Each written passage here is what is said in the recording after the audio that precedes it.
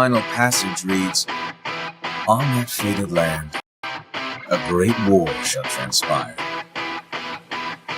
Darkness will prevail, and light expire.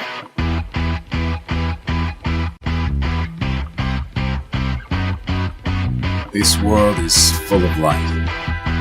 It's a world comprised of many smaller worlds, all connected, stretching as far as the eye can see. One great light protects us all. All worlds share one light, one fate." I take it you're talking about Kingdom Hearts. Yep. In ancient times, people believed that light was a gift from an unseen land. By the name of Kingdom Hearts. But Kingdom Hearts was safeguarded by its counterpart, the Keyblade. Warriors vied for that precious light, thus beginning the Keyblade War. All of this was decided. You really think you can change the future? All of this was decided. The truth is what you see with your eyes, not what you hear. Sounds like your trip around the world opened your eyes, but you got a little bit more than you anticipated. You must have seen a lot of darkness. So you're saying the weak feel the need to justify their actions to maintain a sense of self. You can't let that slide.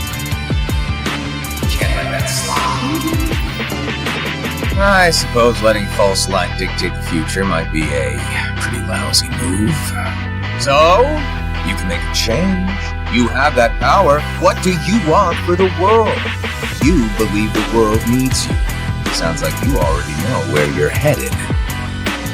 If you truly possess great power, the darkness can't control you. All of this was decided.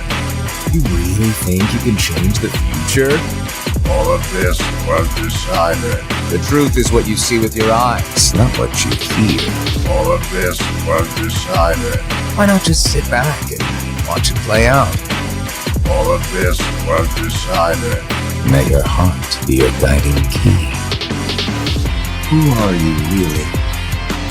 Some kind of fortune teller? Well, I could lie, tell you that's what I am, when I'm actually a brilliant artist, even a scholar. I could tell you that I dream of world peace, when I'm actually planning for its destruction. The truth is what you see with your eyes, not what you hear. All of this was decided. You really think you can change the future? All of this was decided. The truth is what you see with your eyes, not what you hear. All of this was decided. Why not just sit back and watch it play out? All of this was decided. May your heart be your guiding key.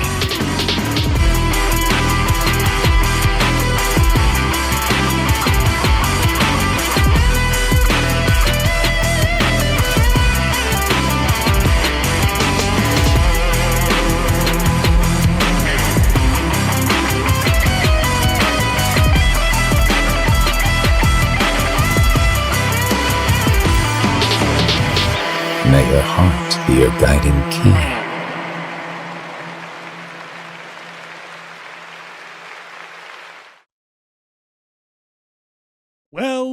Well, ladies and gentlemen, welcome back to the Landy Lodge, where today we have a very fun episode planned. Little unorthodox when it comes to what we do around here, but we welcome that kind of stuff with open arms. Speaking of welcoming with open arms, give it up for none other than the sages of the lodge, ladies and gentlemen, the amazing names you see on your screen, including ill-fitting trousers who just became a sage, are the ones who are YouTube channel members, longtime Twitch subscribers, or donate directly. But anyway, without further ado, I really want to get in today's episode. I am joined by the great Lunar Lux, and it was his idea to set this episode up, so please give him a follow. He's been streaming lately. I got all his links in the description as well as on the title, but he came to me and wanted to do an episode about games we love that everybody hates. So, without further ado, allow me to introduce this fine man, Lunar Lux. Dude, welcome to the stream. Welcome back to the lodge. How are you doing? And dude, thanks for doing this. Yes, sir. What's going on? How you doing, guys? What's up? I'm back. I'm ready to give you some hot takes on games that are bad. But you already know. Me and Landy only know. We only know the truth. This is the truth. These are facts. Yeah, no, Not for all of debate. this, none of this is subjective. This is an No. objective podcast with objective No. opinions. Of course. You already know how we do it. Exactly. Oh, But wait. dude, I'm just you making have, sure I'm like centered. You're good. No, Am I I'm centered, gonna or- fix you. I'm gonna fix you. Don't worry. You don't got Okay. to do it. I'm Okay. gonna fix you. Don't worry about it. But dude, Oh, you man. have you've been doing quite a bit of streaming lately. I know that you're currently Yes, playing sir. through Final Fantasy VII Remake, making your way to Rebirth. You want to maybe just do a little shameless plug before we get this thing rolling? Yeah, guys. So, in case you don't know, I'm Lunar Lux. Was a streamer, was a content creator many moons ago, back in the earlier days of Kingdom Hearts 3. But took a little bit of break. Got some things in order, and I'm finally in a place where I'm ready to be back. So back on that Twitch grind as of a few weeks ago. Yeah, like Landy said, playing through Remake. I've played the game before, but I want to get it fresh in my mind before I go into Rebirth because everybody is saying Rebirth is like the game. It's God tier. So like I need to just like I played the original, I played Remake, but I just really need that fresh reminder so I could experience it as a whole. I do that with a lot of media, whether it's like TV shows, movies, any other video games, I always do that. So I've just been really trying to go through it and just absorb it. So once I get to Rebirth, it's gonna be quite the treat. So I'm pumped. Dude, it's the right call to give yourself a bit of a refresher, because there's a Yeah. lot. There's these games, they are a lot, and there's a lot of info in them. But I'm one of the people I can vouch for Final Fantasy VII Rebirth. I think it's a tremendous game. Like anyway, everyone people are saying about it, it's real, it's true. But I want to before we continue, I want to offer a little bit of what Andy Brew refers to as the Landy lore. Lunar, you Okay. are one of the guys that I was watching a lot leading into Kingdom Hearts 3. Before I started making Kingdom Hearts content on the channel. So yes, you, sir. So I just want to let people know that that things would not be as they are if not for Lunar and his channel, especially a lot of the stuff you were doing leading into KH3. So just wanted to throw out that thank you that, you're one of the reasons why we are here. So Yeah, no, thank you, man. And seriously, it's good to be back. I felt so like disconnected from everyone for years. I mean, obviously, we would catch up every now and then, like other people, we would all catch up now and then. But yeah, I felt like something was missing for the past few years. So I'm glad I'm back into doing this. I'm ready to hit the ground running. I haven't, honestly, funny enough, I haven't felt this much passion for like streaming and making content since I first started, which was back in 2017, I think 18 maybe. So yeah, no, it feels really good. I mean, seriously, I'm like relearning everything. I know there's been updates and Twitch has had a lot of new things. So I'm like learning all over again, but it's nice. That's why I feel like it's like a very nostalgic feeling. When you first start making YouTube, you don't know what the heck you're doing. First time you stream, you're like, everything's going wrong, or I don't know if things look good or whatever. But, I'm more mature now. I feel like I'm able to sort of grab at those things and sort of like understand. So like, I know what I have to do. I just got to do it. And that's the hardest part, is just doing it. That's what I always say. yeah, I mean, look, half the battle is showing up, as they say. Yeah, half the battle is showing absolutely. up. Speaking of showing up, we have a number of games that we've put aside for this conversation that we want to talk about. We have common ground on. Definitely want to hear from everyone in the chat. Games they love that are typically hated. Some of the games we picked out, they're not as hated as they used to be. There are a few games here where a lot of the hate that they endured came at release, and as time has gone on, they're looked upon a little bit more fondly. So I figure maybe we could start with a game that still has quite a bit of a stain of controversy on it. What do you say we get started with Pokemon Sword and Shield? Do you think that's a good place for us to start? I think that's the perfect place to start, because funny enough, when you mentioned this idea to me, I was like 2-3 months fresh off of a replay of Sword and Shield. So like, yeah, I got a lot that I could talk about for sure. So why don't you get us started there? What was your experience when you first played through the game? Was it something that you were enjoying outright? Was it just about the post game? Was it something you loved upon replay? Go into that a little bit. So when I first played the game, I genuinely enjoyed the heck out of it. This was one of those games where I had a blast streaming it. So I didn't really stream I streamed my first few times I was playing it, right? Like just to like, see how it would perform or whatever. But I really found a lot of success with like shiny hunting, and like I loved streaming that. I think the shiny hunting in this game was really fun, between like the Dynamax battles, like the Masuda method, like just whatever I wanted to do. Like it was just a very fun, refreshing experience for me, especially as someone who never really streamed like I guess like shiny hunting before. But in terms of like the game as a whole, like I thought the game looked great. I mean, obviously there's some environmental things, like people got mad at like a tree for months, and for the life of me, I don't really care or understand why. But aside from that, I mean, I loved the characters. I thought the wild, what is it, the wilderness, whatever it's called. The wild area. Yeah, I thought that was genius, and like I thought it was amazing having the free roaming camera for the first time in the series, like exploring like the dens and finding the Pokemon, like getting those like new or like the candies to level up your Pokemon. Like I really enjoyed it, and like I was having a blast. I kept like progressing through the story, but then I was like, no, you know what? I'm gonna go back and explore more of this area because this is what I really liked. And so upon like the first playthrough, I mean, there's so many like beautiful towns and cities. Like I thought the aesthetic was really pleasing. I thought they really nailed the art style in this game, especially for like Pokemon character models, like all that stuff. I mean, obviously nothing's perfect, but to me, like that was the first thing that stuck out to me was how the game like looked and how it sort of like ran. I thought it was great. Yeah, I'd echo a lot of those sentiments, especially about the look. I know the graphics got like quite a bit of hate just because it doesn't look modern, up to date. And, that could be a fair criticism. But in terms of just building off the art style that we had in, say, its predecessor, Sun and Moon, like I'm with you where I'm like, hey, this game looks pretty good. If we keep moving in this direction, who knows how far we could take this. But I'm somebody like you where I'm like, I got a lot of enjoyment, particularly out of the wild area. Like the campaign wasn't something I particularly would write home about. I like you. I thought some of the towns were really cool. But for me, the wild area to me was like such a tremendous upgrade compared to what we were used to in the Pokemon series. So like just the idea of being able to go out and explore and you could bump into anything, that was just something and you could see the Pokemon out in the wild. So like with Legends and Scarlet and Violet out, like that's the norm. But you got to remember that like Sword and Shield was the one that established that. Sword and Shield was kind of the one that broke ground on that. So for me, I found the post game particularly really enjoyable, especially like, for instance, I know in the wild area there was like an Eevee Island and a new evolution appeared every day. Mm-hmm. So it gave me a reason to like boot up the game every day to find a new evolution waiting for me on that island, things like that. And like just the ability to play with your friends too, like the raid battles. It was just like, I feel like Pokemon's at its best when there's a strong social aspect, because to me, like, growing up and playing Pokemon, having that link cable and trading with your friends and battling your friends was so integral to the Pokemon experience that I almost feel like actually ever since Pokemon's gone online, it's sort of struggled to sort of have that to an extent, unless you're one of the diehards like Trousers up in here. But I felt with the raids and stuff like that, it introduced something to the series. It was like, here's a really great way to connect with people and reintroduce that social aspect. So for one, like I commended Sword and Shield for that. And I liked a lot of the new Pokemon, especially the Grookey line. I loved the Grookey line. Yeah, me too. I'm so glad you're a Grookey fan, dude. I loved Grookey. That was my boy from day one. He was my guy. No question. 100%.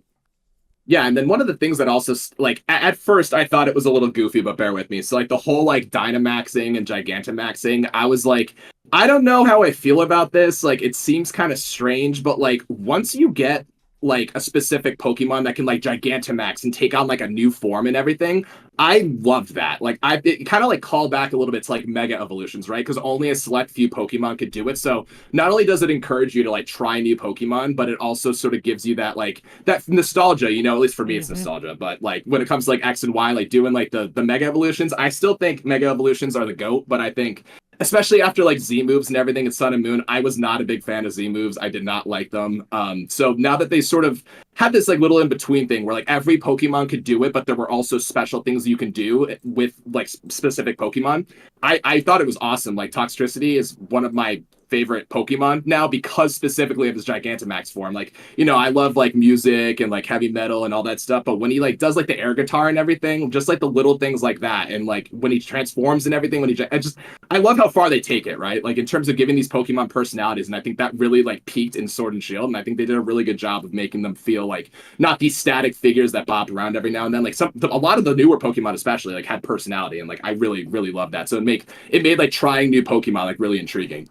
Yeah, and I would say I have a really terrible habit in Pokemon where, like, I tend to stick to my favorites. Even in a brand new gen, I'll be like, yo, where's Raichu at? I need my Raichu.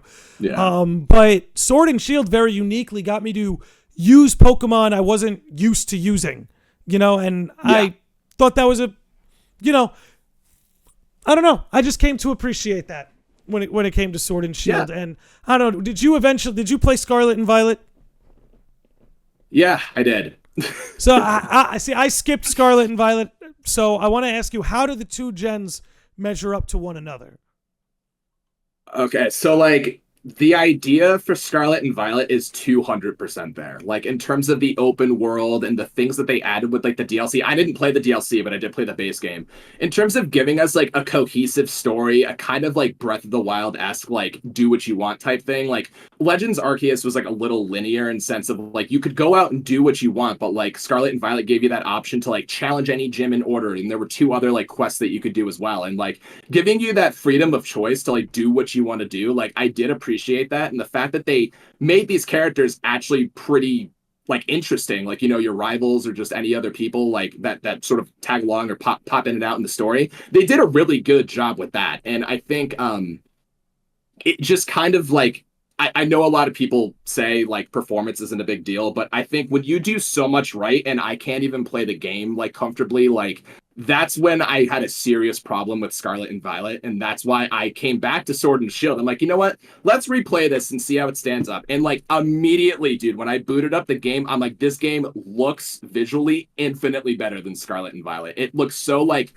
washed and like plain, and like just the expressions, like even the things that are on the screen right now, like the expressions on the characters and the Pokemon, I feel like that's almost non-existent in Scarlet and Violet. So it lost a lot of like its charm in a way, if that makes sense. So I think that Scarlet and Violet did a lot right, but in terms of just performance, and it did feel a little lazy to me, especially when going back and playing Sword and Shield. Like you could feel sort of the love and like the care that was put into this game, but like Scarlet and Violet, they're like, let's just make it big, open world, go do your thing. But it just didn't land for me. So that's why I didn't want to play the DLC, because I heard people on the line saying, oh, it still doesn't run great, or the frame rate's even worse in certain spots. And I'm like, dude, at a certain point, you have to hold them accountable for the performance of the game. And I think that's truly what held that game back. But I don't know what the development time was. I don't know if they had to like, really rip it out, or if they just don't care. I don't know what the backstory is on that, but it definitely felt like the ideas were an upgrade, but the performance in the final product was 100% a downgrade from Sword and Shield.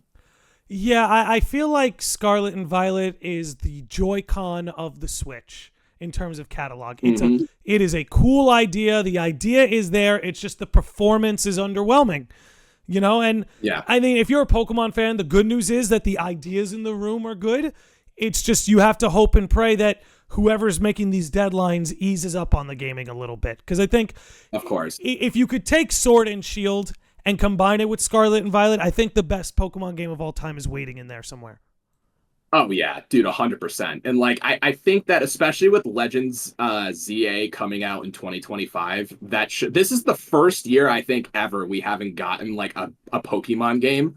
So I think I read something, I don't know how credible the article was, but they're saying like, oh yeah, they're taking the criticisms for the performance and everything very seriously. So like hopefully, they focus more on because the point of the game is to play the game, right? So if you can't play it without frame drops or it freezing or like having glitches, like then what's the point of playing it, right? Like at very least the game has to be playable. So like that's sort of my thing with it. It's not 100%, the biggest thing for me. I play games that ran like crap, but I still enjoyed it. But I don't know, dude, Scarlet and Violet, just especially in 2023 when it came out, like I was just like, or 2022, whatever it was, there's no excuse. Like there's no excuse for a game to run like that, especially when we have other games on the Switch, like, Xenoblade and Tears of the Kingdom and Breath of the Wild. Like those games are 50 times more beautiful, 50 times bigger, and they still run better than Scarlet and Violet. So I'm like, where's the disconnect here? We have to start holding them accountable for this stuff, right? Like it's very important, and I'm tired of people pretending like it's not important. Especially when you consider like there is not a lack of resources,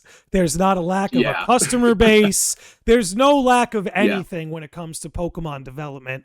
So let's hope our voices are heard. I am always going to love Pokemon. You know what I mean? Me too. Like I'm always going to. So I believe they can win me over. I believe they can win me over in the long run. We're about 20 minutes in now. Let's move on to another one. Is there one that's calling out to you want to discuss? So let me just open up Twitter because I forgot what our list is. I think do you want to stay sort of on the topic of like sort of like distaste after, or like things that have sort of like kind of come to new light? I don't know if there's a process you want to follow. We can bounce around now. I just Yeah, wanted to we can bounce start with around. one that still has some relevant ties. So I think a good one actually that we could definitely talk about to segue into, I think Sonic Heroes is perfect just because the Knuckles show is coming out, and like the Sonic 3 movie, and like ever since the movies, like the series almost like died, right? So like now it's like big and it's a thing, and like I know there was that crazy rumor about Sonic Heroes getting a remaster for the Switch 2 or something. So we could talk about Sonic Heroes. I think that's actually really good to move into. Okay, why don't you get us started? What is your experience with Sonic Heroes?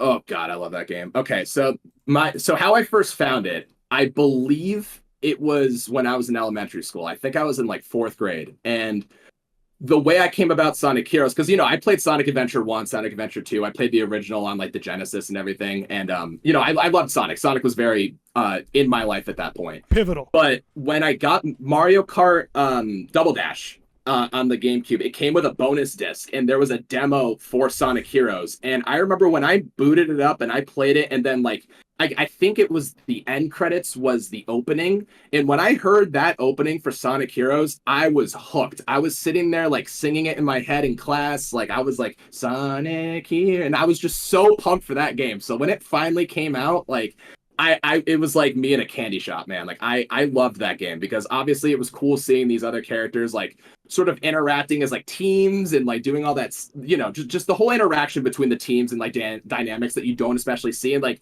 to me, I didn't play a lot of the other games. I know like Espio and Charmy and is it Victor? Vector. Yeah. Vector, yeah. So like those characters were new to me. So when I booted up and I saw 3 new characters, to me I was like, oh my God, like this is crazy. So like there's new characters, new characters to like learn about and everything. And like it was so refreshing to me. So one of the things I know a lot of people talk about is like, oh, it's the same thing every time. I do 100% get that criticism, but like they are a little bit different, like especially Team Chaotix, they have a whole new like, mission, like go and find this like treasure. It's like treasure hunting almost, I guess, type like feel to it. And I did really like that. I thought that was awesome. Like dark mode being the hard mode, like Team Rose being the easy mode, and Sonic being like in the middle. I thought it was cool how they broke it up. Obviously, I wish they kind of had different levels or like the different sceneries, like in Sonic Adventure 2. Like a lot of the assets are reused, but they feel like they are technically different levels. Right. So I like how they did that, and I wish they did that with Sonic Heroes, but I thought the music was unreal. I thought in terms of how it looked and it performed with like the team-based thing, switching between like the 3 different like archetypes on like each team. Yeah. I thought it was really fun. I really, really loved it. And especially, the whole hidden boss at the end, getting the Chaos Emeralds, like unlocking the final story. Like to me, when I realized that I unlocked the secret story and I had to fight Metal Sonic, like that was so cool to me. It was so cool to me. Like I loved finding that out for myself, because that was back in the day where you don't see YouTube videos and you don't see Twitch, and like you're like, oh my God, that's a thing. Like I found that out as a kid, and like that was one of the greatest experiences. Like, oh my God, I gotta fight Metal Sonic. Like holy crap. Like it was so cool to me. Did your soul leave your body when What I'm Made Of came on? It's the best theme for me. In terms of final bosses, like it's the best one. Like it's so good, so good. And I loved it. And I especially even back in the day, like the CG cutscenes, like I'm sure you have on like the screen right now, raw. Like it was so good for that time on the GameCube. It was so good. It was like I was like, oh my God, like it feels like Kingdom Hearts had that really good CG like back in the day. Like that's how I felt with like this, like the Sonic stuff. Like it finally evolved into like those really good looking like CG cutscenes and the graphics, and like it was awesome to me. Like I loved it, man. Yeah, it was. I commend them because between the adventure games, they clearly had a formula that worked. So there probably was a lot of how would you say? Probably a lot of resistance to shake that up. So I think one of the reasons, because Sonic Heroes is an example of a game that is much more beloved now than it was when it came out. Yeah. Because it's hard to follow the adventure games. All things considered, it's a tough act to follow. But, there hasn't been a Sonic game quite like it since. Now, I remember thinking the story was cheesy compared to the adventure games. Like, it definitely seemed like a more kid-friendly story as opposed to like Sonic Adventure 2, which just went into like, cloning, and is a clone autonomous, or is it like you went into that whole mid-2000s arc that you see all over the place. But Sonic Heroes really took a risk to like shake a lot of that up. And I have to say the final boss in Sonic Heroes is probably still my favorite final boss in the series. You're I agree. supersonic, Yeah, and I think you're flying with your boys yeah. through space. Like, oh god. That's what I'm saying. The one thing I will say though is like, because I mean, you play Sonic Adventure 2, right? And then like Shadow and Sonic team up, you get Super Shadow and Super Sonic. I wish Tails and Knuckles got a super form, man. Just the bubbles around them. I was like, okay, I get it. This is cool. But like, I wish that they were able to like harness the power of the emeralds and like kind of, Knuckles having like some crazy spiky Goku hair, and then like Tails, like, I don't know. Something. I don't know. Just anything else. Like, Hyper cool, Knuckles but and Tails Prime. You know what I mean? Just pull out some words, yeah, make it work. Give me something, and like the bubbles, it was cool. It was awesome. Like you said, teaming up with your boys, the day one, Tails and Knuckles, like it was very cool. And like what I made of, like you said, it's one of the most hyped final boss themes of all time. And I absolutely love fighting Metal Sonic, because my only thing with Metal Sonic, so I don't know how he was in like the Game Boy games or whatever, but I remember him from like this 99 cartoon movie where it's like a cartoon and like Sonic is like fighting Metal Sonic, and then I can't even, I feel like I made this up, but like I remember watching that as a kid. I'm like, oh, Metal Sonic, that's really awesome, that's dope. And then in Sonic Adventure 2 in the multiplayer mode, you can play as Metal Sonic. I'm like, okay, Metal Sonic again. But like seeing him become a villain and being this giant godlike creature, like flailing like ships at you in the sky and everything, like that was so awesome. Like to me, like especially like having that really strange memory in my head, like as a child, and seeing that kind of come to fruition in Heroes, I was like, this is dope. Like I thought it was so hype. And then whenever I play Smash and I pick a stage where I can pick Sonic music, I always put on Sonic Heroes because I love that song, and it like tickles my brain a little bit, and it's just great. And I think Sonic Heroes did a lot right. I understand why people don't like it, but I don't think it deserves anywhere near as much hate as it gets, especially with some other games on the on the Sonic franchise. Well, so I think one of the things that made this game age really well was it was followed by Sonic 06. Yes, like I think that definitely helped people be like, Heroes wasn't so bad now, was it?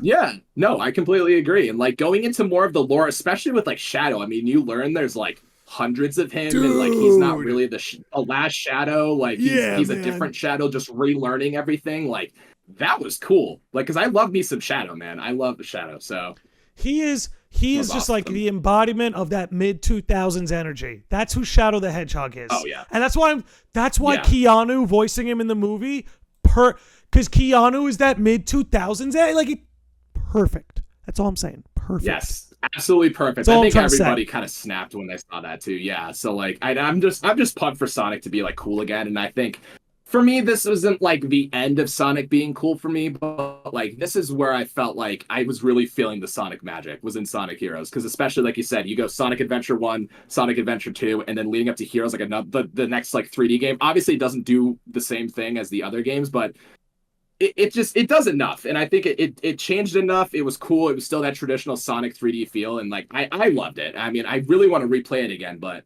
you already know how it is, dude. I can't get a copy without spending $80 on Amazon, so we're not doing it. Because I lost my copy, and I'm really bummed. I realized that actually hurts. Right when I moved into this new apartment, that I lost it, and I can't find it. That hurts. I really want to play it again. I still have my Heroes. I could send you mine if you want to borrow it. Dude, that'd be friggin' epic. Thank you. I could send you. I'll send you Heroes. Yeah. We'll do it. There we go. But no, it's perfect. I hope the remaster rumors are real. Yeah. No, I think I so really too. do. I think this game is...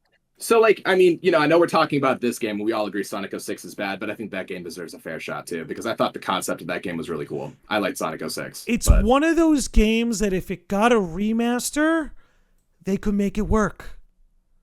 I think they could. I really think they could. Yeah. Yeah, just make the game not load for 10 minutes, put me into a cutscene just to explain what the quest that I already agreed to was, then kick me out for another 10 minutes, and then when I go in and I lose, I have to repeat the process. Like, just fix that. Like, just please fix it. Like I think it's not... Go ahead. Oh, you. Oh, no, so I was going to say, like, another thing about Heroes that I sort of realized was, like, I actually played through Adventure 1 and Adventure 2, like, last month. And Sick. I think that Sonic games have always been janky, right? They've always been a little weird, very glitchy. Like, I think Sonic 06 is the best example, but playing those games again, I mean, I was playing Sonic Adventure and falling through platforms and like clipping through ledges and just dying. And like, Sonic Adventure 2 was very broken in terms of speedrunning strats and everything. It's held together with duct tape, but it's like a masterpiece because of the duct tape. That's what I'm saying. Yeah, of course. But speaking of Sonic Heroes, I feel like that game didn't have much strange stuff happening to you. It was the best, like, clean performance wise. It was clean. Yeah, clean. It was good. So like, I'm surprised we can't even just give it that. Like, it was the best functioning Sonic game that we got at that time. Well, 100%. We took it for granted because games ran really well back when there was like 100 polygons per model. But Heroes was this time where like everything was getting bigger, better, and like now we see that like some of the price we pay for these big graphics is performance issues. Mm-hmm. But Sonic Heroes, it didn't stop them. It didn't stop them. That's a good point. Yeah. It does run very well. I'm happy, like you said, Sonic is like cool again. Did you play Frontiers? So, I forgot what happened, but I did download it. I did play it. I beat the first boss where, you go supersonic and beat up the giant robot or whatever. But the second I got to the second level, I forgot what happened. I think maybe I went home for the weekend or like I was doing something. Maybe I went on vacation. I can't remember, but I never picked it back up. But it's still on my computer. I do want to play through it again. My backlog is like forever long, but like the 5-6 hours I put into it, man, that game was fun. I had a blast with it. I thought it was really, really cool. Yeah, I don't know. Did you play it? I played through all of it. I haven't played the DLC, but it's the most fun I've had since Sonic Generations, which I loved. I did love Sonic Generations. But Frontiers was the most fun I've had since then. Maybe I'm asking too much. I just want the Chow Garden back, dude. Speaking of what Sonic Heroes did wrong, it set a precedent that the Chows were just done. Donezo. I want the Chows back, dude. Talk about post-game content. Post-game content. You could be having Chow tournaments, Chow fucking karate tournaments. Come on. Yeah, dude, 100%. Dude, I spent hours in the Chow Garden as a kid. Too. Like, every summer. Like, that was like my summer thing. Like, like summer break, I'm not going to school, I got nothing to worry about. I would always just like hyper focus on the Chow Garden and like learning about like cross genetics and like how you could like make them evolve further after they reincarnate. I was like, how did they do this? Like in 2002 or 3 or whatever the heck it was. Like, how did they do this? Like, it's crazy. Like, not having that in Heroes where it felt so perfect to be like, oh, how are they going to take it to the next level with Chow Garden? They just never touched it again. No. Like, it's so disappointing, Which, because it's like a perfect excuse to make somebody replay a level. Because, I got to go through that level again to get those Chows because I want to have a Dragon Chow or I want to have like a Frog Chow. So, like, I don't know. It's one thing I do hope they bring back. I do hope they bring it back. Yeah, I think so. I don't know. I can't tell if it was like a copy pasta. I don't trust anything on the internet nowadays, but I thought I read something where they asked the developers like why they haven't brought the Chow Gardens back or anything. It's because they thought people were too focused on the Chow Garden and not playing the story. And I'm like, so you're mad that there's this thing that people really like and they want to see more of, but it's not what you initially wanted to be the focus of the game. Like, I consider that a happy accident. I don't know why you don't capitalize on that and just do it again. Because also, everybody... why are you going to let the different parts of your game compete with one another? Who cares? It's your game. Like, what do you say? Like, okay, sorry, look, the story happens once. The Chow Garden's forever. Like, yeah, that's how it goes. Of course. Do you think I'm just going to run through like all the story modes 100 times? Like, no, I want to play this because there's always something to work on. Like, correct. Yeah. I don't know. That. Also, don't get me wrong. I love a good story in my Sonic games, but like, it's not what I come to Sonic for. I do come to Sonic for its gameplay. The story's a bonus. I think the Sonic Adventure 2 story has no business being as good as it is. Like, it has perfect. No business being that good. Yeah, no, I agree. But yeah, dude, it's something I'd like to see back. Do you have anything else you would want to say about the Chow Garden? Or about Sonic Heroes, excuse me. Now I know why they hate the Chow Garden. Now I know. Now I get it. I get it now. Okay. I played out in real time. Yeah, so Like, final thoughts on Sonic Heroes. I mean, it did the best that it could. I mean, I know they were trying to experiment. Is it repetitive? Absolutely. Was there no Chow Garden? Yes. Like, when you're done with the main story, is there anything else really to do? Not really. The multiplayer is underwhelming. The multiplayer has always been underwhelming for Sonic games, so like I don't really blame it that much. But I think in terms of like giving character archetypes and like making them work together, like Sonic Adventure 1 and 2 had like, the treasure hunting levels, the mech levels, they had like the speed levels, and like that was dope. But what they did is they combined everything. So you had the power character, the speed character, the flying character. So everyone had the roles. So like when you come to this point in the game, you have to think and use your brain. Like, okay, what do I have to do now? Like, is this a power like obstacle? Is this a speed obstacle? Is this a flying obstacle? And it was just really cool. It was really fun just to like I was using my brain for once while playing a Sonic game, So like it wasn't just like, okay, here's the objective, do it. Go fast. Like this game made you think. And like I love that whole little stuff where it doesn't even tell you like, oh, collect the Chaos Emerald. It's like, okay, well, what happens when I get all 7? So like that kind of picks your brain. So now you have to go through, find the Chaos Emeralds, figure out like how to, find it's the keys, right? I think it's the keys that unlock the Chaos Emeralds or whatever. So like you're going through like replaying the game, the levels for another reason, to look for this thing that unlocks the next part of the game, like the final ending. And that was just really refreshing to me because I like when games make me revisit things for a purpose, So like that was awesome and I loved it. So I think Sonic Heroes, peak soundtrack. I think in terms of performance, it's one of the best performing Sonic games, 100%. Although it's repetitive, although it doesn't have those other things, I think it did a really good job for what it was. So I love Sonic Heroes, and I'll never stop loving that game. Me neither. It won't be my favorite Sonic game, but it's one I'm always going to like remember fondly just because, like you said, it was just a fun adventure. It was a fun adventure with an awesome soundtrack, unique gameplay that you can't get in any other Sonic game, and it was a way to play as the other characters, which, of course. I loved Frontiers, but it's very limited to just Sonic in that game for the most part, not counting the DLC. Now, with that said, we've got 3 other games we got lined up here.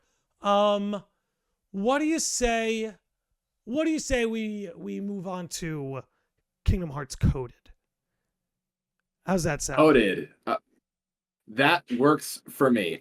So full disclaimer, I will say this in front of everybody very shamelessly. I never really played Recoded, but there are things that I can say about the game and everything that is within cutscenes and what it does for the franchise. That's all I can say. So I'll let you take most of the lead on it, and I'll jump in when I can. You got it. Okay, I'll say this, since we can definitely, looks like you and I could definitely go back and forth on the story and the setup for Kingdom Hearts 3, so we can get into that. As far as the gameplay goes, like, it wasn't anything groundbreaking. They used the command deck, but honestly, and, shout out to Andy Brew. This is a talking point he swears by, so just want to give him his due. It's the best use of the command deck in the entire franchise. Like, the combat encoded has a bad rap simply by its, limited platform, but it's a really, like, decent combat game. Like, I'm someone, and again, maybe I'm a subtitle apologist. Like, I love Chain of Memories. I really enjoy Dream Drop Distance. So maybe the Kingdom Hearts series has an easy time pleasing me. But, when it came to map navigation or, world navigation, Coded definitely falls short. But as far as the combat goes, I actually really liked the combat of Coded. Don't get me wrong, I don't want them to go back to it. I think we got better things going on now. But overall, I think it was I think the combat was unfairly judged simply based on the fact that it's like a DS game, or where did it originally debut on? Something even more obscure. It was the DS. Was it the DS that it debuted on? I don't know why I thought it might have debuted like on the computer or something, but because I think Dream Drop was the 3DS. I think it might have been a mobile game in Japan. Yes, I think that's maybe what you're thinking of. But for us, it was a DS game. Cool. Or a browser game? Was it browser, mobile? I can't even remember what it was. I think it might have been a browser. I think it was phone. I think it was a phone game. I'm pretty sure. I think the browser was originally Kingdom Hearts Key, and I think that's what it was. Yeah. So I mean, overall, like, it's all right. I mean, the gameplay is, I will say, like, it's definitely not above criticism. We all definitely prefer the action combat, and maybe this is a controversial take. I prefer Chain of Memories combat. I, for one, really like the card system. I I think it's pretty cool. You're preaching to the choir, man. I'm the Chain of Memories fanboy, so you don't have to say anything to me, dude. I know that game is peak. And I always say it. I considered having Chain of Memories be games we love that everybody hates, but I love the game too much to even put it in that category. I'm ignoring the fact people don't like that game. It is a fantastic game with an incredible story, and Kingdom Hearts 1, Chain of Memories, and 2 should be seen as a trilogy. And just because Chain of Memories has cards doesn't mean it's any less important. I love that game. I love its story. It's not my fault you guys can't count. It's not my fault you guys can't count. Okay? We can't mash X in that game. You have to think. And that's why I love it so much. Sorry. And 0 is a cancel out option. It's not your weakest card. Yeah, and I think so. I mean, I guess I could talk about like maybe my distastes for Recoded if that helps. Yes, please. Go ahead. Like, so I think it's like you're playing Kingdom Hearts 1 again, right? It's like to me that's just how it came off at first. So I'm like, okay, I already played Kingdom Hearts 1. I played Chain of Memories. I have to do this again, and I'm like, and now it's Data Sora, so does it really matter? And like the command deck and everything. I'm like, so now I'm playing it with a command deck. I already did that in Birth by Sleep and 358. So I'm like, I have to do this. It just felt like they took everything we've already done and just put it into another game. And like, of course they evolved it. I know like the worlds have their own different gimmicks in terms of like how you traverse it or how the combat works or like whatever. So like I appreciate what they did with that. But like just for me, I knew that obviously the cutscenes were in 1.5 and 2.5 by the time where I even cared enough to play the game. And I thought just watching the cutscenes was more than enough. I mean, I didn't feel like I ever had to play the game. I have tried it, but I'm like, there's no point in finishing it for me.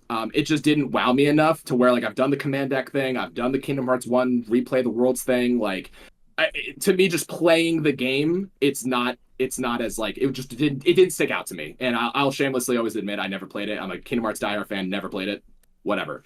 But the story in itself is very important, especially towards the end once you sort of break through the whole replaying the worlds and everything. Like it does become very important, so I appreciate that, which is great. But it just nothing about it was really interesting to me. But I do hear people say that is the best the command deck has ever been, which is great because I like the command deck. So maybe I'll come through it and play it again. Especially since I haven't played through the Kingdom Hearts series in forever, so it would be nice to sort of actually play that game for the first time. But I know it does a lot of things right. It's just on the surface, it's just very unappealing. And I'm one of those people where I still like. I mean, maybe I'll have a change of heart when I play through it again, but it is definitely one of the more unappealing games, like just for me personally. And I can see why other people feel the same way. Yeah, especially because it's in the wait for Kingdom Hearts 3, so it's one of those things where people are like, "Why are you making me do this? Please let me play the action RPG." So I that definitely didn't help it at all. But, it's like you say, and I think some Kingdom Hearts fans who maybe skipped over this one may want to at least, like you said, go watch the cutscenes, because I really feel like some of the best scenes in the whole series are in that game. Like, those conversations between Sora and Roxas, first of all, it adds a lot of context to Kingdom Hearts 3. A lot. It definitely does. For people who may be confused about, how did we get from the end of Kingdom Hearts 2 to Kingdom Hearts 3 in terms of why are we trying to get Roxas out when we brought him home in Kingdom Hearts 2? Because I understand people who are more casual to the series, that seemed like a big leap. Like, hey, Kingdom Hearts 2 is about bringing Roxas and Naminé back, and now one number later, and we're trying to get him out. But Coded is one of those games that really explain why they concluded they had to do that, and that their decisions at the end of 2 were more of a Band-Aid fixture as opposed to a long-term solution. So, of course, I, for one, really always appreciated that about Coded. I don't think it's a game that deserves to be necessarily celebrated for what it is, but I definitely don't think it deserves the hate that it got, because I think the combat is good enough to justify being a game. The story is important enough justified to have to make this game. So it's just a game that, again, I don't think it's a top 5 Kingdom Hearts game, but I don't think it's worthy of the criticism and hate that it has gotten in the past. Of course. Yeah, no, and 100%. Like I said, I definitely don't hate the game. It's just one of those things where I feel like it's the most skippable or the most unnecessary, I think, in a sense, where like if I could tell somebody you could skip a game, it's Recoded. I mean, just look up the cutscenes, or like you just need like this 20-minute cutscene at the end, and like you're all set, you're good to go, right? Yep. So that's kind of how I am with it. But yeah, definitely don't think it. I can't hate on something that I never played, so that's sort of why I'm a little more like I take a step back when it comes to Recoded. But it's just not my favorite. I understand why just because it's not your favorite doesn't mean it's a bad thing, and that's a lot of things that I like. That's something that I like to really like sort of explain to people. Where like you can say something isn't for you or it's not your favorite, but that doesn't make it bad. So I think that's where a lot of it got confused because people hold Kingdom Hearts games to such a high standard. Like everybody loves games for certain reasons. This is the game where everybody kind of came together. They're like, yeah, it's not really the best, so that makes people think, oh, well, if it's not the best, that means it's the worst. Well, no, that's not true either. I mean, it's just less good than the other games, or it's less impactful than the other games. So like that doesn't mean it's bad. It's just not up to the quality. You know, it's like a B- instead of an A. Like, so that's the best way I could explain it. Yeah, and I would totally echo that sentiment. I say it all the time. Like, don't make the perfect the enemy of the good. Right? Don't make the perfect the enemy of the good. Just because something, like you said, isn't the best or even one of the best doesn't mean that it's necessarily bad. You know? Yeah. Like, KH Guides is here. What is up, Guides? Says, yes, there's a huge difference between saying it wasn't for me versus it's objectively bad. Yeah, 100%. 100%. Yeah. But yeah, you know, totally. given... And Yeah, go ahead. Oh no, I was gonna say like, and it's one of those things again. It removes like toxic like connotations and like vocabulary from like, you know, just your everyday like speak, right? Where you're saying like something wasn't for me or like it wasn't the best, but like I could still appreciate it. People are just so quick to jump and say, nope, it's bad, it's garbage, it's trash. I just get it out of my face. Like people are so overly negative. Where like you have to just appreciate a lot of the good things that do come with the game, right? And I think Recoded did have a lot of those things. It's just I was so far into like being a Kingdom Hearts fan, and like I've already played the game so many times. Like I know what happens in Recoded, where I was just kind of like, I just don't need to play it, and like maybe I'll play it eventually, but just because I haven't played it or anything, that does not mean I think it's bad, like by any means. So I think people just got to start sort of working that into how they explain their feelings about games. So that's just me. Yeah, dude, because you know, there's a lot of games I've played that aren't my favorite, but I really enjoyed. Like, have you ever played Journey? The game Journey? No. So it's very simple. It's like, it's an experience. It's very much navigation based. There's not like a whole lot of that going on. Little bit of puzzle solving here or there. It is not my favorite game in the slightest, but man, I really had an enjoyable experience. Like, I'd probably give it a 7 or 8 out of 10. But the experience itself was like a 10 out of 10 for me. Because it's like it did exactly what it set out to do. It's a very relaxing game. It's not meant to wow you. It's not meant to reinvent the wheel. It's just meant to soothe you out. And it, in my opinion, really does a good job of that. I would love to move on to another game by the name of Star Fox Adventures. Ooh. Could we please? Yes, we can. Absolutely. I have so much to say that I don't want to go first. No, dude. No. Okay. Star Fox Adventures. So like, where do I begin? This game, dude, like I have never seen such and this is the best. I think this is gonna be the best game to talk about because me too. I feel like you share a lot of the same feelings, right? Where it's one of those things where I loved it as a child. I mean, I loved this game. It's developed by Rare. I love Donkey Kong 64, the whole collectathon adventure type games. Like, I love those games, and it's a very lost art, right? Especially in modern gaming. Like, I think Rare like did it perfectly. Like, especially with all those types of games, like Banjo-Kazooie, all that stuff. So, like, seeing like just playing this game, it was so refreshing and amazing to me. I think they did a lot right.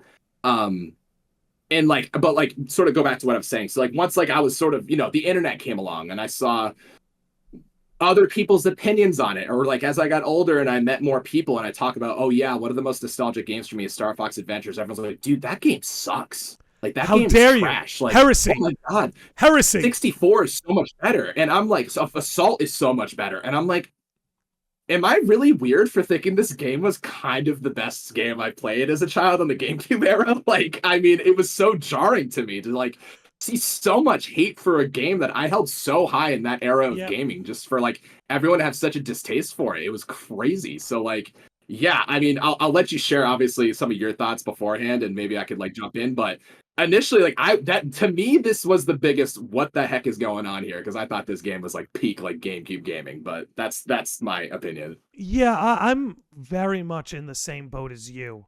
The thing is, I understand people who. Did you mute yourself? I can't hear you. You Sorry. can't hear me? I am not muted, but you can't hear me. Was it? Can the audience hear me? Or? I know the audience can. I see it can coming hear through that. on OBS, but I'm not coming through on your end. Want me to jump out and jump in real quick? Yeah. Jump out, jump in. Oh, you're back. You're good. You're We're back. back. Okay, we are back. Awesome. Yeah, Awesome. I can hear you good. You know, the Star Fox clip I had up was lagging a little bit, so maybe that created some interference. So I'm just working on that while we chat. But maybe that did it. But anyway, I echo a lot of the things that you said. I echo a lot of the things that you said. This was a game that, like, dude, I adored this game so much. I started writing stories because of this game. Like, really? If we had like an English project for like write like a little story, I would basically just like take this and just like use it as inspiration. I just remember being a kid and like making character sheets, and like I thought Fox's weapon was so cool, and like I thought that the game had a way of like roping in like it felt like Star Fox, Zelda, and Banjo-Kazooie just kind of like burritoed. Like it's like a burrito of that game's formulas. And it's just, I understand. Here's the thing. I understand why the game got hate.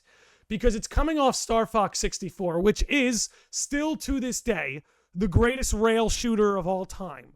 Still 100%. To this day, the greatest rail shooter of all time. Their attempts to replicate it have failed every time.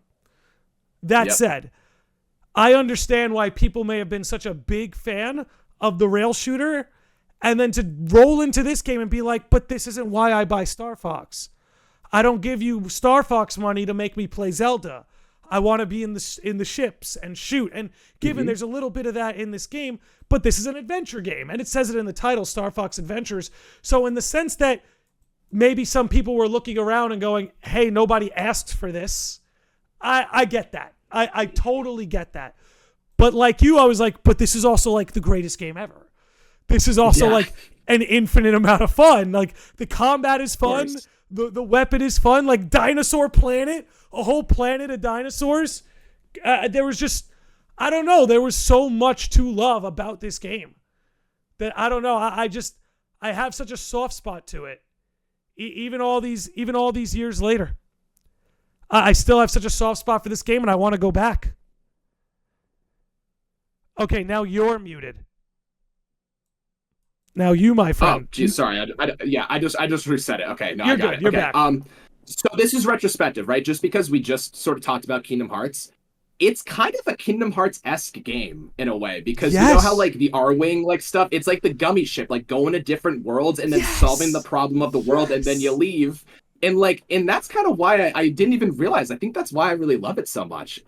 It was cool to see these different characters on these different planets and these different areas having their problems, and you show up with your companion and you solve them. And it's for the greater picture of everything, right? And it was just very interesting. Like you said, I do agree with you where like it's very jarring for people that played 64 and then jumped into this and they're like, yeah, I could just play Legend of Zelda. But like, I think this game did so much right. And I think if it wasn't branded as a Star Fox game, it would be held so much higher. Because like you said, it's got those Banjo-Kazooie elements from Rare. It's got that collect-a-thon, like go find this thing, go collect this thing, go beat this boss, move on type thing, like Mario 64. Like, you know, going to different worlds and then beating the boss and then moving on. It had so much good classic Nintendo stuff at the time that was going into it. Looking back, especially as the Star Fox brand kind of deteriorated after this, unfortunately, even though I really liked Assault, but especially after Assault, things really fell off. Like, it really is a special game, and I'm not sure we're ever going to get one like it again.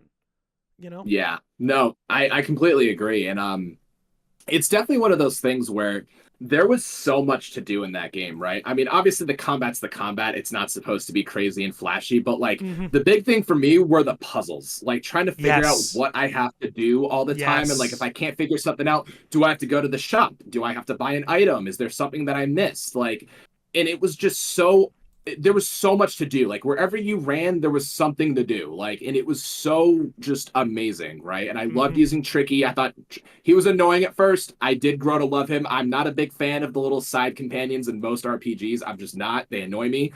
But Tricky was great. He was funny. He was very wholesome. You know, and just it was just amazing. Like every time I went to a new place, I'm like, oh, do I need an item for that? Like, where do I get that? Do I have to go back to Dinosaur Planet and like get the new item or whatever? And like, it was very refreshing, like I said, and like just seeing what Fox can do like outside of his spaceship. Obviously, I know that's his thing, but the whole idea with the staff and Crystal and like the Krazoa spirits. I mean, the Krazoa Palace. Oh my god, Right. that was the coolest place on the planet, bro. Trippy, So dude. cool, like so awesome. The music is amazing in that game. Like I think they snapped with the music in that game.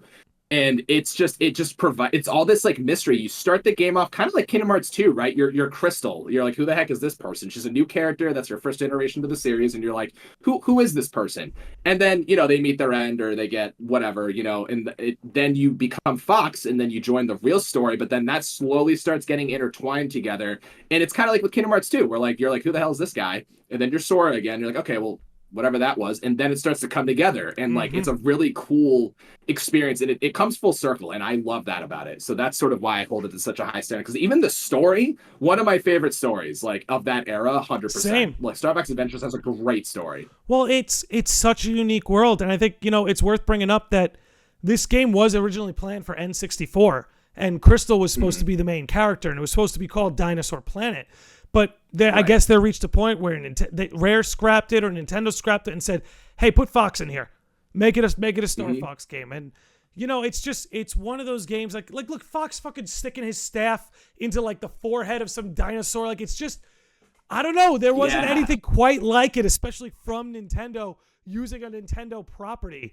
Nonetheless, you know, it's crazy stuff, dude. I love this game. I'm always gonna love this game. The soundtrack, I still have so many things from the soundtrack in this game. All the goofy characters, like the big stone guy. Nobody brings me gifts anymore. Yeah, dude. My brother and I meme on him so much. Like, we love that dude. The Warp Stone is amazing, man. He's such a good character. And then like, even the shopkeeper who talks like this. Like, it's so charming, man. It's so charming. Like, oh my god, I love it, man. It's just so amazing. And it's one of those games where like it locks off certain areas, right? So when you're exploring Dinosaur Planet, you're like, how do I get behind here? Or when do I go here? Or like, when is this going to be useful to me? And every time you come back, a new area unlocks to explore, like a new thing to check out, like a new item to buy, like something that I can use that I brought from either the previous world or something that's unlocked to me now. Like it kept like branching and branching. And like, there was so much to do in that game. Like I loved it so much. Like I really just,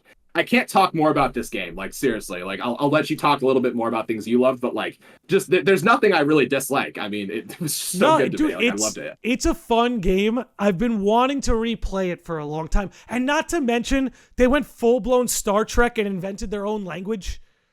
Like, like didn't have to do it. You didn't have to go that hard, but they did, and they did it for us. Yeah. But it's one of those things where it's like, man, anyone would be thankful to have this. Like, you don't have to like Star Fox Adventures, but like, you cannot say that an intense amount of love didn't go into this game. Dude, like, you could feel it. I mean, you don't even need to ever like, and that's how you know like a game can be like really good, is when like you don't need anybody to explain anything to you. You just feel the magic. Like the second you step into it, like on Dinosaur Planet, like as Fox, and you're just like thrown into it, like it just I think again, it is the music. I think the music just is really what sets the tone. And music, because I'm a big music fan, and I think everybody knows that at this point. It is just so important to me for a good soundtrack to be existent in a video game. And like Dinosaur Planet's like, like it is Thorntail Hollow, bro. It's soothing.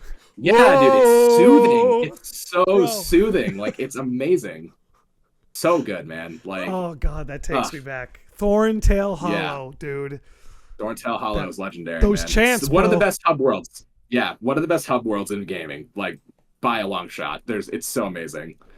Jesus. Yeah, it's a game where if you like adventure games, if you like collectathons, if you like, I don't know, it's a game that I feel like is compatible for so many players. You know, like you said, there's a bit of a Kingdom Hearts formula in here. There's a bit of Banjo-Kazooie in there, a little bit of Zelda in there, and there's Star Fox, and there's shooters. So it's like, I don't know, man. I love this game. I could talk pretty endlessly about it. But yeah, you know, I don't have any other final words on it because I would just be gushing at this point. Do you have anything left for Star Fox Adventures? I think that every single person that hates on this game never played it, because there's no way you could play this game and tell me that it's bad. You could have criticisms like, oh yeah, I wish the Star Fox group was a little bit more involved. You know, they're kind of over, aside from like the first 5 minutes and the final 5 minutes of the game, they're not really there with you. It's through like a telecommunicator thing. They're there to help you out. Like Slippy gives you tips, and like Pepe keeps like, you know, like track of I think it's items or the maps or something like that. But like they are involved. It's just they're not like a big part of it, which I mean, I guess I understand that. Falco obviously doesn't show up until the end, you know, like, which was epic though. Which was epic. It was epic. It was epic. His entrance was fire. So I will give him that. And like it does lose a lot of that Star Fox like magic, but the game as a whole, like if they just like really went for it, made Crystal her own thing, not associated with Star Fox, and just try to launch this brand new IP with this new story, worked. I think it would have worked better, which I think they shot themselves in the foot with it, unfortunately, because I think it would have worked way better as like a new IP, right? But I understand they weren't sure, like, is this gonna sell? So let's just try to brand it as Star Fox so people can buy it, and it didn't work. But I still think this game holds up. I played it like a couple of years ago. I burned through it all in one day because obviously I know how to play the game and everything, but it is just so fun to marathon that game, man. It is a blast. I love it so much. So I highly encourage everybody, if you were ever talked into this game being bad, the person that told you that probably didn't play it, so you should just give it a shot. And I think it still holds up and it's still amazing, especially if you love like collectathons, like that Legend of Zelda type feel, even retrospectively, like that Kingdom Hearts 2 feeling of not knowing what you're doing at first and then like everything coming together at the end. It definitely has that. It kind of definitely shadows it. So I think if you're a Kingdom Hearts fan, give it a shot. I mean, seriously, even if you're a little interested, give it a shot. Find it, play it. It's good. Trust me. Yeah, you know, by whatever means you need to play it. Yeah. But, yeah. No, absolutely. I pretty much echo everything you said. I think it's tremendous. I think most people really would enjoy this game. It's not a very long game. I feel like those like 12 to 15 hour campaigns are like a lost art in gaming. You know, I feel like everything's got to be either 30 hours plus or like quick and replayable. But yeah, it's one hell of a game. And speaking of hell of a game, the Star Fox Adventures is probably the one I was the second most excited to talk about. I was probably most excited to talk about this next one, being Final Fantasy 13. Like Final Fantasy 13 to me is like I never understood, and I still don't understand the hate for this game. There's so many, how would I put it, viable criticisms. Like the hubs are not good. The hubs and the towns in this game are not good, especially when you compare it to more modern games like Rebirth and FF16. The hubs and the towns, which have been a lot of the lifeblood of the Final Fantasy series, they're not good in this game. And I as someone who loves this game, I'll easily admit that. But you cannot sit there and tell me you cannot sit there and tell me these characters aren't awesome. You cannot sit there and tell me this story isn't awesome. And you cannot sit there and tell me that this combat isn't awesome. And if you disagree with me, I'm sorry. This combat set the precedent for all the like combats we play now between Stagger and everything else. Dude, I'm sorry. The combat, I hope Final Fantasy 17's combat looks a little like this. Because I love this action RPG era. Don't get me wrong. The 14, 15, 16, 7 trilogy, this action RPG era of Final Fantasy, I'm in love with it. But I would love... It's amazing. It really is. But I'd love to see a return to this kind of stuff. I really would. Yes. Yeah. No, and I completely agree with you. I mean, I always tell people this, and it's literally the exact same thing that you said, and I'm glad we share the same thoughts. We're like, yeah, the world doesn't open up to you until you get to Pulse, which is like about 60% way through the game, I would argue. Like, I can't remember, but it's definitely in the later part. Like, most of it is like running down like it's seemingly open world, but it's definitely more of like a hallway simulator, which like, dude, I get it. It's fine. It's fine for me because, like you said, the characters are amazing. The story is super intriguing. I think the music, aside from Final Fantasy VII, has the best music in the entire series. Like, by no contest for me. Like, I think they absolutely snapped with it, right? And they just... It's... one criticism I can't give about the story, is it confusing? 200%. I did not get it the first time I played it. I was like, what's a Lassie? What's a Fal'Cie? Cocoon versus Pulse? Like, what are they doing with this, right? But fun fact, so I was always like, a casual Final Fantasy fan, right? Like I played 7 when it first came out, played a little bit of 10 like here and there, but like nothing really like grabbed me, right? But 13 was, funny enough, the game that made me a Final Fantasy fan, and it's mostly because of the combat. The combat is the paradigm shifting, the team compositions, building certain characters a certain way, seeing who works with who, like the role systems, how like some characters are better synergists than like, you know, saboteurs, and like some people are better with magic versus physical, and just figuring out who to put together and putting together the best team composition can really make or break your experience with this game, whether or not it's a cakewalk or it's impossible and you rage quit and you don't want to play it anymore. But that also makes it challenging, right? Because you could build like Hope as a DPS character where he's obviously a healer and a support character, but I've seen people try to do that. And like the fact that it gives you the option to do that is very amazing, because I feel like I can't remember off the top of my head how it was with other Final Fantasy games, but other characters are sort of locked into specific roles, right? It varies, right? Like FF10 is very similar to what you said. Like take Lulu, for example. She's a black mage, but on the sphere grid, you can build her to be like a physical attacker DPS, or you could build her to be a healer. Like you do have that option, but everyone had their conventional path.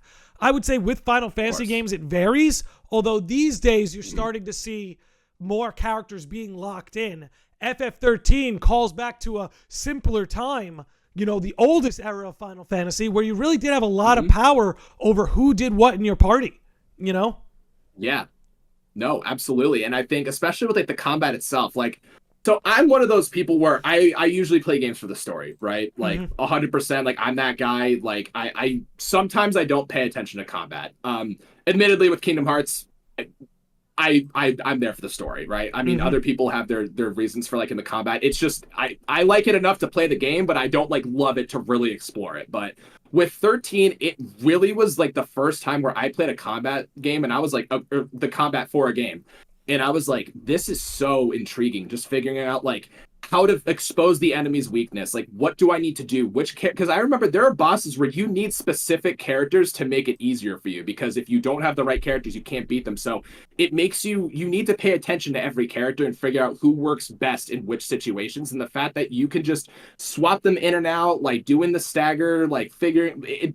The ATB gauges, I love the ATB gauges, right? Because it's not necessarily turn-based, but it's not an action RPG. So I think, which is strange because people sort of argue which is better for like an RPG or whatever. This gives you the perfect blend of both, right? And it's just so refreshing to have like a hybrid of the two. So it's like, why are you people complaining? Like there's a little bit of action, but there's also a little bit of turn-based. So I think the combat is truly one of the most underappreciated parts of this game. It is so just deep and fun, and I absolutely love it. That, and I think a lot of people underrate the fact that like in the time this was released, this was the only way you really could get like turn-based out of Final Fantasy. You got to remember, after FF10, which of course was, it's in my opinion, the best turn-based combat in the series, but with 13 at a close second, by the way.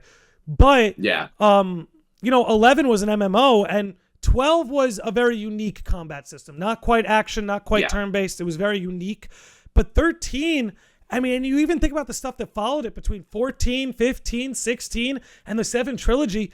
Like, this is like the one true turn-based game that we've gotten in the last like 20 years out of mainline Final Fantasy. And, you know, I think that's one of the things that has helped this age well. I think the game is more fondly looked upon now than it was. I actually think that's why Square refuses to re-release it, because they know the more this game doesn't get re-released, the more people come to appreciate it, the more it's talked about, the more other people are like, oh, maybe I should give that a shot. But this is, man, if you made a FF13 trilogy, like definitive edition on PS5, I'm day one. Yeah, and that's another thing I need to point out to people. If the games were bad, why do you think they made 3 of them? Like, the only other game to really get, like, a true sequel was 10, right? So, like, right? Am I wrong? Up to that point, yes.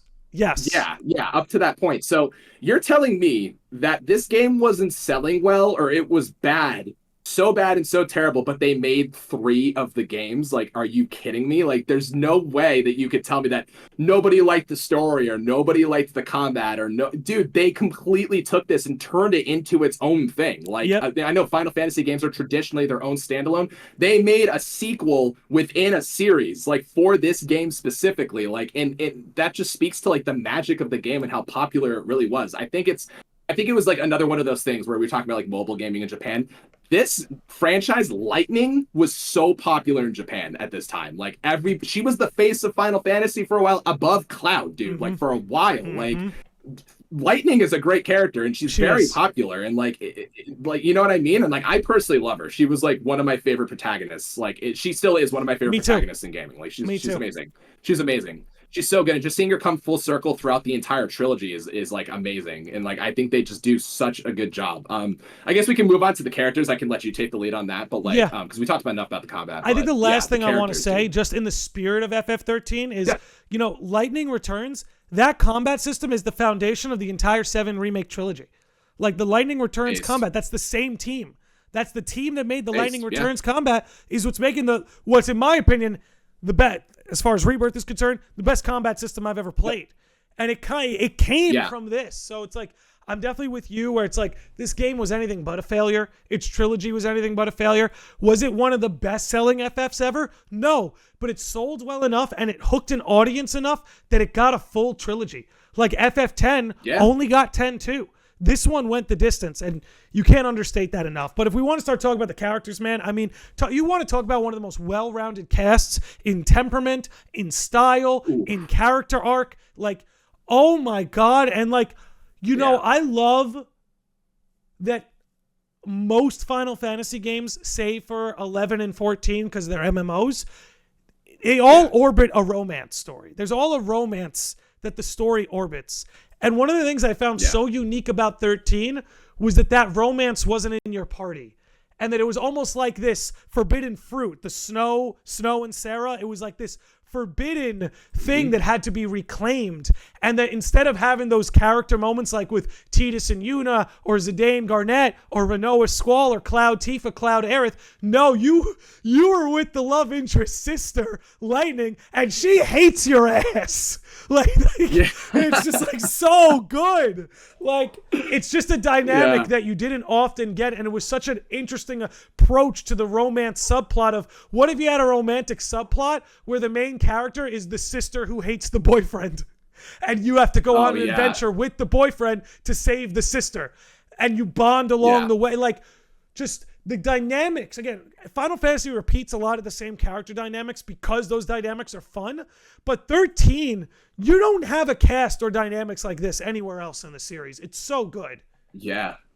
No, I completely agree. And throughout the whole series, I'm pretty sure everyone's backstory gets touched upon. So like, you learn more about the characters aside from like all of them. You know, I feel like you know, in most games, like most Final Fantasy games, like the characters do get backstory, but it's not necessarily like elaborated on, or it's kind of like a little hint of like, oh, this is what happens. Dude, that whole sequence with like trying to get Hope home and then learning about like his relationship with his dad and everything, and like all that, I'm like, they're really focusing on this, you know, like really focusing on it. And that was one of my favorite parts of the game, where like Hope just kind of confronts his dad and like has this whole big giant character development where he goes from this whimpery little kid to like, I can do this, like I'm gonna fight, like I'm gonna do my thing. And it's inspiring, honestly, just like you said, to break those traditional roles. Like, you know, you've got like Snow the tough guy, like Lightning the edgy protagonist, like, but like there's so much more to these characters that they give you that I feel like a lot of other games don't really give you, like especially just looking at it from like a trilogy and everything. But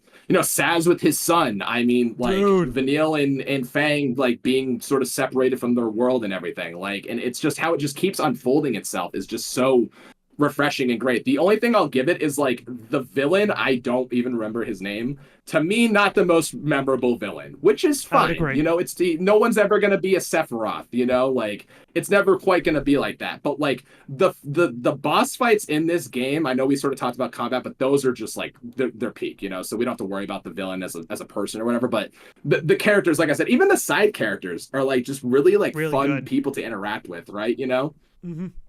It's you know, it's one of those games, and honestly, all Final Fantasy games kind of go through this to an extent, where it's like, upon release, it's just harshly judged, but over time, the love for the series, for that entry, kind of triumphs. You see it with 13 now. You're seeing it start to happen with 15, where 15's another one that out the gate was pretty heavily criticized, but people have grown to appreciate it for what it is. So, dude, I don't know. I love this game so much. I remaster it, Square, please take my money. And the fact that, like, dude, Fabula Nova Crystallis is, I don't care. I know it's so anime. I know it's so over the top. I love it. I love it. And yes, I'm excited to see that it might have some influence in Kingdom Hearts, personally. I think that's a cool and that's thing. The thing that, yeah, and I was actually going to say that as sort of like one of the final-ish talking points, where like I think the game really got a lot of love and a lot of sort of like, let's revisit this thing because of Kingdom Hearts, which is crazy because you remember they put Final Fantasy in the game to bring you into Kingdom Hearts, but now weirdly enough, Kingdom Hearts is getting people into the Fabula Nova Crystallis series, which is the 13 trilogy amongst other games. So like it's kind of cool to see that after all this time, like it sort of flipped the roles a little bit, because I saw like so many Kingdom Hearts content creators, like first time playing 13, first time playing 13 too. And I'm like, this really did get people into this game. And I think that sort of was like, kind of like spread the love for this, right? And I think as you know, especially with you and me, it's like, I mean, I played it on the 360, like right when it came out. My brother was playing. I'm like, this game looks amazing, I'm gonna play it. And I fell in love with it. I mean, I absolutely fell in love with it. So like after all this time, it's so good to finally see like some great reception from it, you know, just seeing people really being like, you know what, the characters are peak, the environments are peak, the story is peak, the music is peak. Like there's so much, everything you could want in a Final Fantasy game is like in this game, I think. And that's why I love it. Like it seriously is like one of my favorites. I also think it's Nomura at his best in terms of what Nomura does, in terms of character design, character sheets, character development in that regard. You know, because this is one of the games he has more of a back seat on. He's definitely much more design focused, whereas he's much more director and developer focused in other entries and Kingdom Hearts. But here it's really him at his best. I forgot who said it. Somebody in the chat was like, it's the drip. Like it's got the best drip. Oh, yeah. And it really does. It really does. I'm partial to FF8. I think FF8 drip is really good. But the 13 drip is pretty ridiculous, man. I don't know. I love it. I love it. There's so much. There's just so much to fall in love with in 13. And like I remember even at the time. And you know what? People out there who are asking, like you're asking for, I want a female lead protagonist in Final Fantasy. We do have one. We do have one. And she's one of the best. And she's one of the best. Like she's fucking awesome. Yeah. Even though 13-2, she's more on the back burner, but you know, like it's right there, and like I feel like it gets ignored. I feel like it gets ignored. It does. You know, where it does. And like you said, she's such a tremendous character. And I actually think, I know some people will compare her to Cloud, and in terms of temperament, they may be similar, but they really aren't. Lightning is her own character, and she's not following the Cloud Strife trope. She has something else entirely going on. I think at first, absolutely, I could definitely agree with that, because she's like the edgy soldier, doesn't care about anybody but her mission type thing. Like, you know, but she slowly but surely like strays from where Cloud is, you know, especially at the beginning. Yep. We played Remake again. I'm 100% getting like Lightning flashbacks, right? Where I'm like, okay, she was like definitely the same. Like, I'm a soldier. I'm here to do my job, and that's it. I don't care about anything. But they definitely become independent from one another, especially by the end of like Lightning Returns and everything. Like, it really just, you feel like she's her own character, and they do such a good job with her, man. And I just wish more people would just give it a shot. I mean, seriously. But like, as of late, obviously, but I mean, like at the time, like I wish people were sort of staying on top back of these in the games. day. Back in the day. By the way, big shout out to Rion Suke, who just became a Sage of the Lodge. Mo Chocolate dropping a $2 super chat on us. Says happy weekend to both the homies. And Rion Suke saying, bro, I'm just someone now. You forgot me. So you were the one who said it's got the drip. Rion Suke said it's got the drip. You're not just someone. I apologize. No. How dare I? How dare I? No. How dare you, bro?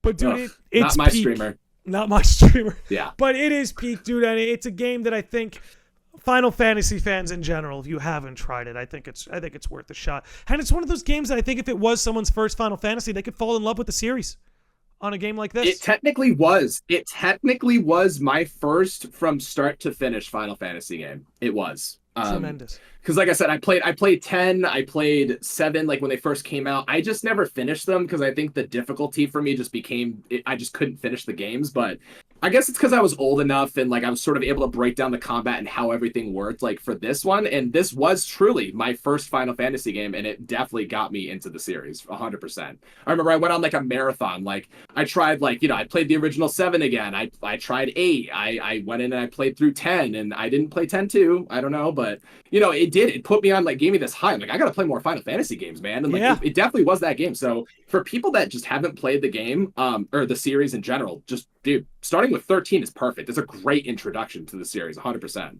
Dude, it's, again, tremendous. And I hope it continues to get the love it deserves, and I would love to see these characters in Kingdom Hearts. But that's... Oh my god, dude. Another conversation for another day. Please.